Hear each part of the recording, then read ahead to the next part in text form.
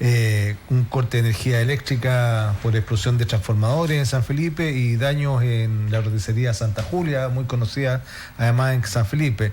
El resto de las comunas se mantuvo relativamente tranquilo, hubo algunas barricadas en San Felipe durante el curso de la mañana, en Panquehue también, en los sectores de Locampo y La Pirca, ¿ya?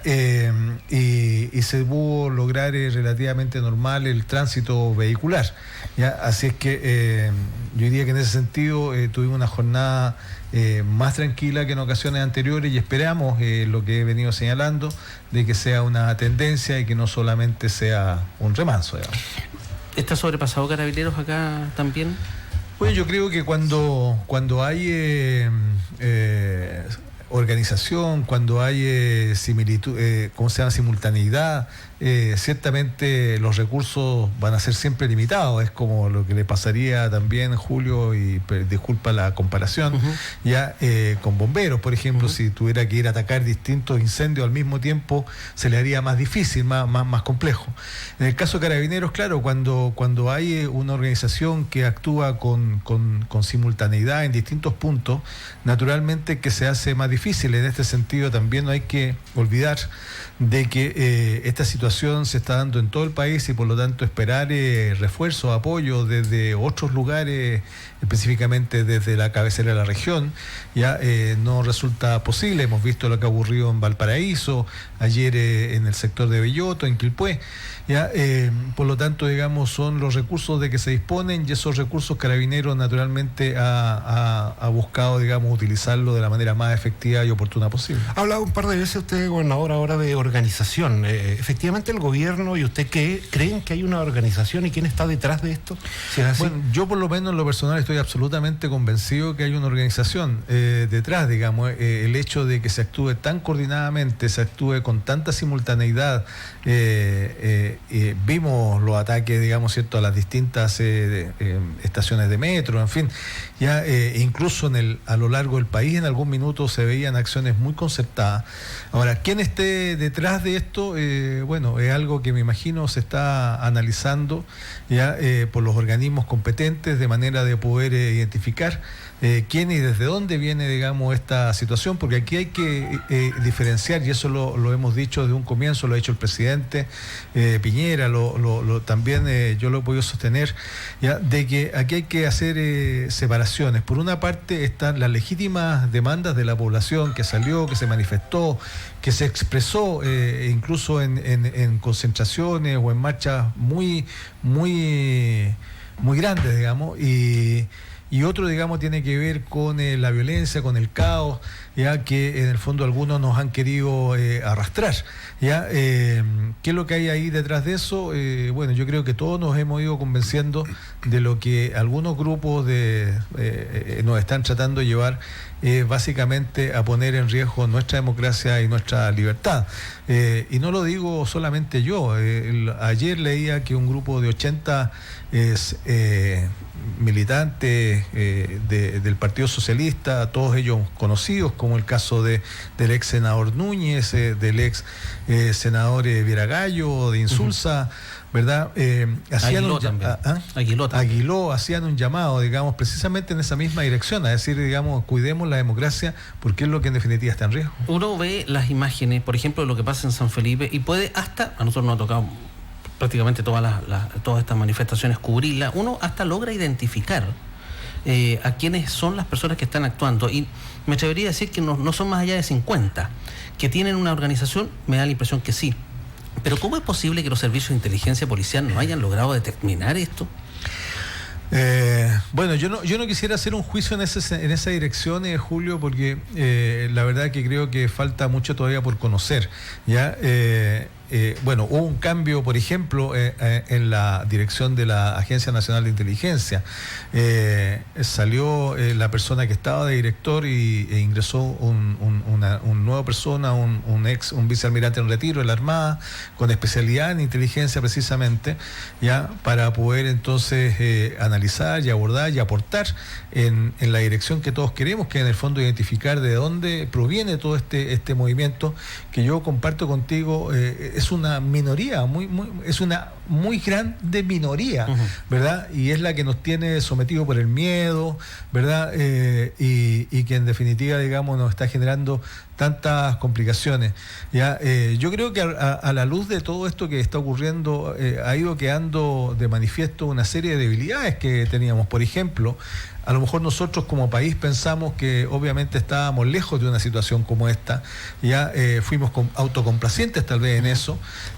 Por otro lado, digamos, leímos que la democracia se cuidaba sola, ¿ya? Y las democracias no se cuidan solas, ¿ya? Hay grupos interesados en poderlas abatir, ¿verdad? En el mundo, no solamente en nuestro país. ¿Ya?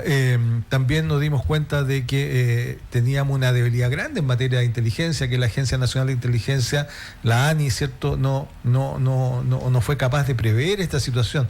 Y en ese sentido, si me permites un pequeño paréntesis, no, por lo menos quienes hemos estado metidos en esto o quienes estuvimos metidos en esto, lo cierto es que no nos sorprende porque a mí me correspondió, siendo diputado, digamos, legislar para crear la ANI, ¿ya? Y en ese momento lo que se hizo en definitiva fue crear un organismo que no tenía grandes facultades, grandes potestades, ¿ya? ¿Y por qué? Porque la concertación en esa época, los partidos de centro izquierda, naturalmente venían venían con la sobrecarga emocional del tema del tiempo del gobierno militar, del gobierno de la CNI, ¿verdad? Y no querían repetir el ejercicio. Una suerte de complejo ahí. Sí, más que complejo tal vez de temor, digamos, ¿ya? Y en el caso de la centro derecha y la derecha, tenía otra sobrecarga que era se tenía la obligación y la necesidad de demostrar, ¿verdad?, hacer la prueba de la blancura de que efectivamente también éramos demócratas, ¿ya? Entonces, al final salió algo que no nos sirvió para nada y que, claro, como no fue tan necesario durante los 30 o 29 años que han ocurrido, ¿ya? Hoy día nos dimos cuenta de que la verdad que el aporte era cero. Bueno, yendo un poco más al fondo todo esto de este movimiento que ya lleva 39 días, tengo un informe, por ejemplo, de la Fundación Sol, que es una fundación bastante seria respecto a esto. Dice, han pasado 39 días desde que se iniciaron las movilizaciones, el salario mínimo sigue en 301.000 pesos, la pensión básica sigue en 110.000 pesos, el sistema tributario sigue siendo pro empresas, no se ha aumentado el royalty minero y lo más importante de todo, las AFP no se han tocado. Por lo que partió todo esto, recordemos que hace un par de años, ya partió esta marcha de no más AFP. Sí, yo creo que todo esto es un proceso que hay que entender algo también. No sé quién es esa fundación, no le resto mérito, por cierto, digamos, pero la verdad es que no sé a quién pertenece. Pero lo que sí, digamos, a ver, cuando estamos en un sistema democrático, hay cosas que se pueden tramitar de manera administrativa a través de decretos supremos, pero hay una gran mayoría de cosas que se tratan a través del Parlamento, y nosotros tenemos poderes del Estado independientes, el Poder Ejecutivo, el Legislativo y el Judicial. Y en ese sentido, digamos, corresponde, digamos, ¿cierto?, cuando el presidente propone ciertas modificaciones, le corresponde, digamos, al Parlamento naturalmente ratificarlo o rechazarlo. Precisamente el día de ayer, y en el marco de la discusión de la Ley de Presupuesto 2020, ¿verdad?, se termina de aprobar un mejoramiento sustantivo, 50%, digamos, para las pensiones solidarias y el pilar solidario. Es un esfuerzo grande que ha hecho el país, porque ahí no se trata del gobierno, se trata del país. Es un esfuerzo grande el que se está haciendo en materia de destinación de recursos, lo que naturalmente todos aplaudimos. Y el tema del ingreso mínimo, no tengo claro si en el marco de esta misma discusión se habría aprobado o estaría próximo a ser aprobado un ingreso mínimo garantizado de 350.000 pesos. Hay cosas que quedan todavía por trabajar, que duda cabe.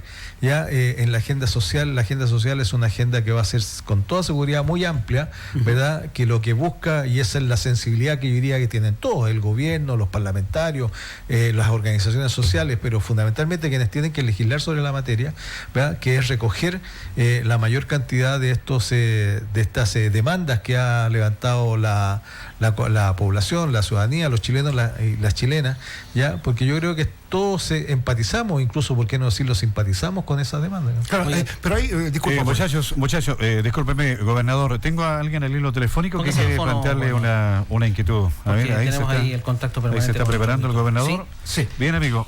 Buenos días, ahí el gobernador le está escuchando. Buenos días, señor gobernador. Buenos días. Mire, ¿sabe qué? Me gustaría preguntarle, ya está hablando de la demanda social y todo eso. Su partido, al cual usted pertenece, se ha negado sistemáticamente a hacer cambios. De hecho, ayer, o antes de ayer, cuando fue la votación del Pilar Solidario, que habla usted de las pensiones básicas y todo eso, la mayoría de sus parlamentarios a los partidos a los que pertenece. Entonces, mire, de repente es bonito hablar, pero no vemos nada concreto, seguimos en lo mismo. Se negaron a rebajarse la dieta. El señor Juan Antonio Coloma, que es hijo de uno que lleva 30 años en el Congreso, se negó a bajarse el sueldo y más encima metió a los funcionarios que ganan menos plata, o sea, irrisorio. Si a la final la lucha que está haciendo la gente es contra los diputados, senadores y gran parte de los cuales usted forma parte del gobierno, o sea, son ustedes los que tienen que dar el ejemplo. Ahora usted habla de gente que digamos, se organiza y todo. Le recuerdo que desde su sector se organizaron para estafarnos con el pollo, la colusión del pollo, la colusión de la leche. El presidente, la información privilegiada para comprar acciones de Exalmar en Perú, cuando Chile estaba en litigio en La Haya, por el mar. 7 familias son dueñas del mar de Chile y su partido, y hablo en general, o sea, yo hablo de los 30 años, incluye a Bachelet, Lagos, Frey, Piñera, Lagos, Frey, o sea, todo lo mismo. Entonces, ustedes han mantenido sus privilegios, y a costa de ¿qué? Y ahora más encima, el presidente saca un decreto en donde va a exculpar a los militares que hacen uso de la fuerza. O sea, si yo ando marchando pacíficamente y me topo con la turba, porque lamentablemente hay que separar las cosas, la turba, hay delincuentes que andan operando, eso lo tenemos todo claro, Carabineros sabe, todos saben, pero nadie hace nada. Entonces sacan una ley para sacar a los militares a la calle. ¿Usted no cree que eso es grave? Usted debería condenarlo. O sea, uno espera, ¿sabe qué? Uno espera una actitud condenadora de todos los sectores, no solamente de la izquierda, de la derecha. Aquí no se trata de partidos políticos, y eso tienen que tenerlo claro. Nosotros como gente, yo le hablo desde mi punto de vista de trabajador, yo no estoy ni ahí con los partidos políticos porque no han hecho nada, ni en 30 años. ¿Saben lo que han hecho? Justicia en la medida de lo posible. No, miren, ¿saben qué? Vamos a arreglarnos para que la fiscalía no funcione. Nombraron a un fiscal acorde a sus pretensiones para que pasara todo la financiación de la política. ¿Pero cuál es su pregunta, por favor? Pero no al tiempo. ¿Qué hace el gobernador para mitigar eso? O sea, si en el fondo, mire, ¿sabe qué? Estamos aburridos los políticos, den soluciones, no vengan a la radio a hablar y hablar y hablar, y ¿qué han hecho? O sea, nada. Muy bien, muchas gracias. Contesta, señor gobernador. Bueno, pareciera que tenemos fuentes de información diferentes, digamos, con la persona que nos estaba llamando, porque la verdad es que, a ver, en primer lugar, señalar de que el presidente envió al Congreso Nacional un proyecto de ley para la disminución de las dietas de los parlamentarios, además de las remuneraciones de los ingresos del sector público. Entonces, la verdad es que es difícil entender, digamos, de que el sector que apoya al presidente, digamos, no está respaldando, digamos, su iniciativa. Además están las votaciones que son públicas, cualquier persona las puede revisar. Ya, en segundo lugar, también, digamos, manifestaba él de que el sector que nosotros representamos nos habíamos coludido con el pollo, con el confort. Yo quiero decir que en eso digamos, le correspondió, digamos, a un grupo de empresarios que realizó, y y los empresarios pueden tener distintas posiciones políticas, digamos, que no necesariamente coinciden con la centroderecha. Y por lo demás, digamos, de acuerdo a lo que la información que hemos podido recibir, es que naturalmente fueron sancionadas en su minuto.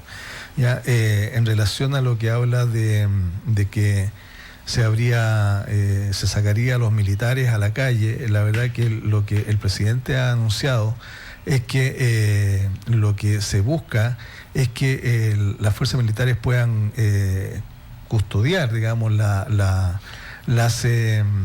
instalaciones críticas, no es sacarlos pero ahí no a la calle. No hay un tema de discusión, porque se exculparía la responsabilidad de los militares en esa función. O sea, ahí podría... No sé, es discutible aquello, ¿eh? Pero no sé por qué se exculparía. O sea, la verdad es que no tengo la misma mirada, digamos. La mirada que yo tengo y lo que yo entiendo es que, en definitiva, los militares, digamos, lo que se haría es que sin necesidad de declarar un estado de excepción constitucional, que eso también es importante señalarlo, ¿ya? Los estados de excepción constitucional limitan libertades, ¿ya? Y en el caso de Chile, ¿verdad? Tiene dos, a lo menos dos, digamos, ¿cierto? El estado de emergencia, que en la primer momento, digamos, el presidente el primer escalón recurrió a eso. Exacto. ¿Verdad? Y tiene, digamos, la declaración de estado de sitio, que tiene que contar con el apoyo del Parlamento, ¿verdad?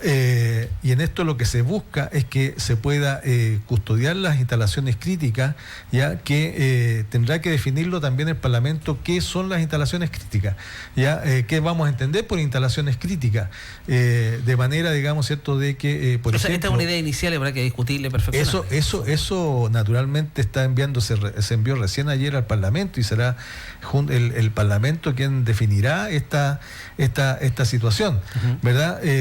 Así es que, y en el fondo mire, yo le quiero contar, yo he tenido la oportunidad de viajar, y he visto en Francia, en España, en Italia, militares custodiando precisamente instalaciones críticas, ¿ya? Y la verdad es que a nadie le llama escándalo. Disculpe, gobernador, pero sí, son instalaciones críticas que son estatales. Aquí las instalaciones críticas son privadas en primer lugar. Incluso... Me refiero al agua potable, la electricidad, aquí en este país son privadas. Pues sí, puede ser, o sea, lo que tú dices pueden ser privadas, claro, pero acontece, digamos, de que nos favorecen o nos benefician a todos. O sea, por ejemplo, si alguien atentara contra una planta de agua potable, los que vamos a salir perjudicados somos todos los que somos usuarios de ese consumo. Entonces, por eso se habla de instalaciones críticas, pero insisto, será el Parlamento quien tendrá que definir, ¿verdad? Y decidir qué se va a definir por instalaciones críticas, cuáles podrían ser, y en primer lugar, sí se está disponible, digamos, para avanzar en esta materia, y de que las fuerzas de armas, digamos, puedan custodiar este tipo de instalaciones. Pero es una discusión que dentro del marco de la democracia se hace donde se tiene que hacer, en el Congreso Nacional, más allá de que a mí me puedan gustar más unos u otros parlamentarios. Yo por último quiero terminar señalando lo siguiente. El presidente, la centro-derecha de nuestro país ha gobernado, digamos, los últimos casi 6 años, y de los 30 años, digamos, y el resto lo ha hecho la centro-izquierda. ¿Ya? Y con esto no pretendo, digamos, exculpar nada, ¿ya? Simplemente lo que quiero señalar con eso, digamos, es que, hoy día al presidente Piñera le tocó, digamos, cierto, esta explosión social, ¿ya? De la que nos estamos haciendo cargo, ¿ya? Para poder responder a las demandas, ¿ya? Que se han planteado, no solo desde la agenda social, también desde una nueva constitución. O sea, se ha ido avanzando, la verdad, escuchando a la gente, escuchando a las personas, ¿ya? Y de esa manera, naturalmente, poder construir un país que sea más justo y equitativo, que es en definitiva lo que queremos todos. ¿Sabe cuál es el problema, gobernador, de lo último que usted está diciendo? Que yo creo que, y es lo que la gente siente, que los que son parte del problema, vale decir los políticos, eso es lo que la gente siente, hoy día están intentando plantear soluciones. Se entiende los políticos como todos. Como todos. Y lo otro que decía el auditor respecto a la colusión, independiente, ¿no es cierto?, de estos empresarios de su tendencia política, todos sabemos quiénes son y sabemos su tendencia política. El tema de las sanciones que usted ha dicho, a mí me tocó reportear un tema dramático en Santiago una vez, como el incendio de la cárcel del San Miguel, donde murieron 81 reos, uno de ellos que estaba preso por vender discos piratas en la calle. ¿no es cierto? Y aquí las personas que se coludieron las mandaron a hacer clases de ética. Esa sensación de injusticia, esa sensación de que las penas, de que no se pagan igual en este país, son una de las cosas que han hecho que esta olla estalle. Bueno, en eso, Claudio y Julio, yo estoy totalmente de acuerdo con ustedes. Yo además... Yo he tenido, además de tener los trabajos que he tenido 2 emprendimientos, en algunos me ha ido mejor, en otros me ha ido peor. También he vivido y sufrido, digamos, esta suerte de ahogo económico, financiero. También he estado en el DICOM, ¿ya? Y sé lo que significa, digamos, eso. Y desde ese punto de vista también, naturalmente, uno se revela frente a la situación que tú manifiestas. Y es por eso que...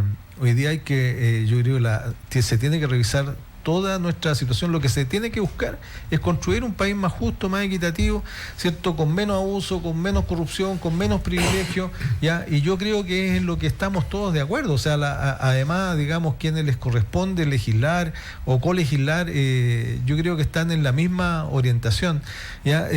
Nosotros tenemos una democracia representativa, y eso significa que tenemos 3 poderes del Estado, como decía hace un rato atrás, que son independientes unos de otros. ¿Ya? Y elegimos nuestras autoridades por sufragio popular. Aquí nadie se impone, ¿verdad? Y son las personas las que vamos y votamos y elegimos, ¿verdad? Y nos inclinamos por una u otra persona, por uno u otro sector político. Bueno, el próximo año hay elecciones nuevamente, además de que en abril, digamos, va a estar la consulta respecto del plebiscito, respecto de si queremos cambiar o no queremos cambiar la Constitución y de qué manera la queremos cambiar. ¿Ya? Además van a estar la elección por primera vez de los gobernadores regionales, que son los actuales intendentes, alcaldes y concejales. Entonces, ese es el voto. Mira, un papel y un lápiz nos iguala a todos, ¿ya? Y esa es el arma que tiene la democracia para expresarse. Bueno, ahí está en discusión porque los independientes están en clara desventaja frente a un sistema electoral. Pero en el caso de los alcaldes no estoy tan seguro. En el caso de los alcaldes es la excepción. Claro. Ahora, o sea, disculpa, ¿sí? Está bien, yo también tengo la misma sensación, es verdad que el voto nos iguala a todos, pero eso sucede un día. O sea, es evidentemente que las desigualdades en este país... ¿Usted cotiza en AFP? Sí. Sí. ¿Cree que su proyección de vida es 110 años? ¿Cree que eso es justo, que es correcto? No, claro que no, pues, o sea... Entonces, obviamente... Esas son una de las cosas que son las que enrabian y otra de las cosas, como la que le decía recién, que le han echado que esta olla a presión haya estallado. Sí. Bueno, ciertamente eso, la corrupción, el abuso, los privilegios, hemos visto algunas expresiones públicas poco afortunadas, ¿verdad? Todo hace naturalmente, eso ha hecho que durante los últimos 30 años se ha ido acumulando, digamos, rabia, impotencia, ¿verdad? Que en definitiva termina con una explosión social, ¿ya? Y en ese sentido, digamos, obviamente nadie puede quedar indiferente a lo que ha acontecido. Algunos hoy día, digamos, cierto, pueden decir de que, de hecho, en lo personal también en más de una ocasión lo dije o lo comenté, ya, de que había una situación de la que había que hacerse cargo porque había una sociedad desigual, ¿ya? Y claro, ocurre todo esto, explota todo esto, bueno, y de alguna manera ha servido o está sirviendo para que, en definitiva, digamos, quienes tienen la representatividad o la obligación, ¿verdad? O la facultad más que la obligación, realmente lo tomen en sus manos, hagan las correcciones, y es lo que yo veo que está ocurriendo por lo demás, digamos. Con este estallido social se nos ha quedado un poquito atrás el tema de la sequía, pero se estuvo entregando un bono de Prodesal hace algunos días atrás. Así es, pues bueno, la sequía avanza, continúa igual, más allá de las crisis, tenemos que hacer en ese sentido un esfuerzo de desdoblamiento grande, ¿ya? Y lo estamos haciendo con la mayor y la mejor de las voluntades, y de hecho, durante precisamente los primeros días de esta semana se comenzó a repartir principalmente inicialmente en Putaendo y San Felipe, ya una bonificación equivalente a 200.000 pesos de libre disposición. En el caso de Putaendo siempre favoreciendo a los pequeños agricultores, en el caso de Putaendo específicamente a los crianceros que la han pasado mal, la verdad. Y en ese sentido, digamos, más allá de los tiempos que se ha empleado, Lo que sí pude constatar y porque conversé con algunos de ellos, digamos, naturalmente una suerte de tranquilidad, digamos, del que por lo menos está llegando con una ayuda que viene a paliar en parte, digamos, la difícil situación que han estado viviendo. Se ha favorecido a 1.247 beneficiarios de Prodesal en la provincia de San Felipe, que ha implicado una inversión de 249 millones de pesos aproximadamente. Y vamos a continuar, porque la sequía, con crisis o sin crisis, continúa exactamente igual y las personas se siguen afectando exactamente igual. ¿Empieza a funcionar una brigada de CONAF finalmente en Aconcagua? Así es, por primera vez, y eso hay que señalarlo, digamos, de esa manera, Julio, la verdad es que por primera vez vamos a contar con una brigada de CONAF contra incendios forestales, y eso naturalmente nos da una tranquilidad, y yo quiero aprovechar, y no solamente porque tú estás acá, que eres el superintendente del Cuerpo Bombero, yo quiero aprovechar de verdad, de corazón, de agradecer, lo he hecho muchas veces, a ti te consta, de agradecer a bomberos, digamos, por la ardua labor que realizan. Son los primeros en llegar, son los últimos a veces en retirarse, y están ahí al pie del cañón, y eso, por cierto, nos favorece mucho. El hecho de que ahora se incorpore una brigada de incendio de CONAF, sin duda que va a constituir una ayuda y un complemento sumamente relevante e importante, y además de que se determinó también, dado el mejoramiento o el asfaltamiento que se hizo del aeródromo Víctor Lafón de San Felipe, también, digamos, se va a poder operar allí con aviones o helicópteros, digamos, de la CONAF si fuera necesario. ¿Esta brigada va a ser trasladada desde la costa hacia acá o va a tener domicilio en San Felipe? Entiéndase que la gente va a dormir acá, etcétera. ¿Cómo opera allí? Tiene domicilio aquí, se reclutó y se seleccionó personas de acá, de la zona. Ya va a funcionar en Panquehue específicamente, que por ahora es el lugar donde hemos tenido los mayores focos de incendios forestales, y va a pernoctar acá y va a estar acá en la provincia de San Felipe, y va a prestar servicio también, por cierto, a la provincia de los Andes. Uno de los sectores que están más afectados hoy día es el comercio. Realmente es dramática la situación que están viendo muchos comerciantes que no solamente han sufrido saqueos o robos, sino que no han podido trabajar, no han podido vender porque tienen negocios cerrados, han tenido que invertir en rejas, protecciones, etcétera. Entonces se está organizando un Levantemos tu Pyme, trabajo con locales nocturnos y gastronómicos. ¿De qué se trata esta actividad? Sí, bueno, Julio, tú y yo fuimos presidentes de la Cámara de Comercio de San Felipe, y conocemos la realidad de los comerciantes.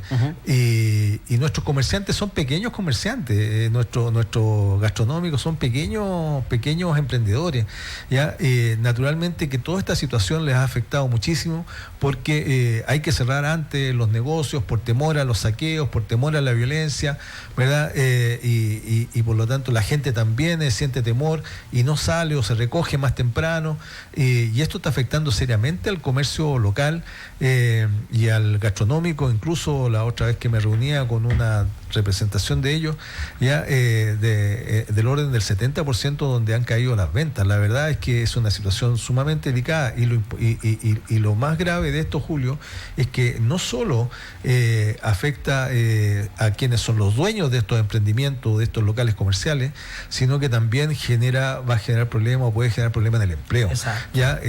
A lo menos el 70% del empleo lo proveen, ¿cierto?, las micro y pequeñas empresas de nuestro país, y la provincia de San Felipe no es la excepción. Y en ese sentido, efectivamente, hemos estado organizando una serie de actividades. Partimos con el Levanta tu Pyme, donde estuvieron todos los servicios vinculados al comercio. Lo hicimos en la Cámara de Comercio de San Felipe. Allí nos estamos haciendo cargo de quienes han resultado saqueados, digamos, y dañados en sus locales. Ya están seleccionados, próximamente ya se les va a entregar una ayuda económica. También queremos ayudar naturalmente a quienes han visto mermadas sus ventas, y eso impacta fuertemente en su flujo de caja, digamos, en su capacidad de pago, para que la gente nos entienda, porque un comerciante, un emprendedor a fin de mes tiene que pagar los sueldos, tiene que pagar el arriendo del local, tiene que pagar los consumos básicos como la luz y el agua, en fin, tiene que pagar los impuestos, tiene que pagar las imposiciones, tiene que reponer las mercaderías, ¿verdad? Entonces, la verdad es que, dado que ha habido una caída importante en las ventas, es que también se pensó en la idea de tener algunas actividades, como por ejemplo ventas nocturnas, ya donde se va a extender el horario de atención, y esperamos e invitamos a todas las personas a ir a comprar, así que obviamente tienen necesidad, pero de esa manera va a estar colaborando con el comercio local. También queremos impulsar, junto con el director regional y la Cámara de Comercio San Felipe y los representantes de los gastronómicos, un festival gastronómico, de manera que de esa manera también se ayude a ir a hacer caja, ¿verdad? Y de esa manera poder afrontar de mejor forma las obligaciones que tiene cada uno de los comerciantes para poder salir adelante. Así es que esperamos que entre todos, digamos, sumemos esfuerzo, sumemos ganas y en el fondo podamos recuperar nuestra economía local también. Tenemos un WhatsApp acá, se agradece la presencia visible y pronunciamiento frente a la crisis de nuestra provincia, dice un auditor. Así deben ser las autoridades presentes, atentos a lo que sucede con su gente. A él lo conocemos, es un vecino más, sabemos que es una buena persona, como su padre, dice. Qué lindo verlo involucrado, siga así. La gente necesita apoyo, apoye sin miedo a quienes nos manifestamos pacíficamente y queremos un mejor país, una mejor provincia, dice un auditor. Ese es el tema. Bueno, se agradece. Bueno, las manifestaciones pacíficas siempre van a estar respaldadas, están garantizadas en nuestra Constitución, ¿verdad? El derecho a manifestarse, expresarse, más allá que uno pueda o no pueda estar de acuerdo, digamos, ¿ya? Pero es el derecho a expresarse, es una democracia, la democracia hay que defenderla, hay que protegerla, hay que cuidarla, y eso hay que hacerlo día a día. No se cuida solo, en realidad. Así es. Bueno, yo antes de terminar, quiero hacer, hay una cosa en que no estoy de acuerdo con usted. Yo creo que matices más, matices menos, estos 30 años ha gobernado la centro derecha. Bueno, ahí tenemos los quórum calificados. A ver, ¿cómo? No te entendí la diferencia. O sea, usted dice que ha gobernado en este país la centro izquierda y la centro derecha, 2 veces la centro derecha con Piñera. Yo creo que no, yo creo que con matices más o menos siempre ha sido la centro derecha. Es un tema para discutir, porque en realidad en el Parlamento nunca la centro derecha, a pesar de que ha tenido el Ejecutivo en un gobierno y medio, nunca ha tenido las mayorías en el Parlamento. Sí, pero fueron calificados la centro izquierda toda la vida lo tuvo. Es que me refiero más allá del Parlamento, las formas muchas veces de gobernar, que son las cosas que se critican fuertemente, las privatizaciones, las concesiones. Alguien dice que el Lago no fue nunca un socialista. Claro. O sea, ya. La derecha fue la que más ganó. Ese ya es un juicio que yo no comparto, pero pues yo le tengo un gran respeto al expresidente Lago. Pero son estos socialistas, y lo digo con toda la responsabilidad, son estos socialistas renovados, así medios diet, bajos en calorías. Yo diría que más que diet, Claudio, en el fondo responden más bien a una socialdemocracia, que es una centroizquierda europea. Ya, yo creo que es eso. Y si por último también para terminar por lo menos mi parte, digamos, si uno revisa cada una de las demandas que se han levantado, legítimas, justas, que empatizamos, que simpatizamos, ¿verdad? Ninguna en definitiva, hasta donde la memoria me alcanza, ninguna ha sido impulsada por el gobierno, en este caso el presidente Piñera. Muchas gracias. Gracias, gobernadora, que esté muy bien. Claudio Rodríguez con nosotros esta mañana. Vamos con más noticias. Claudio Villar, en un momento más en el móvil, y Mauricio González ahí en el estudio 2. Despachos locales de lo que está sucediendo. Contactos nacionales con agencias noticiosas UPI.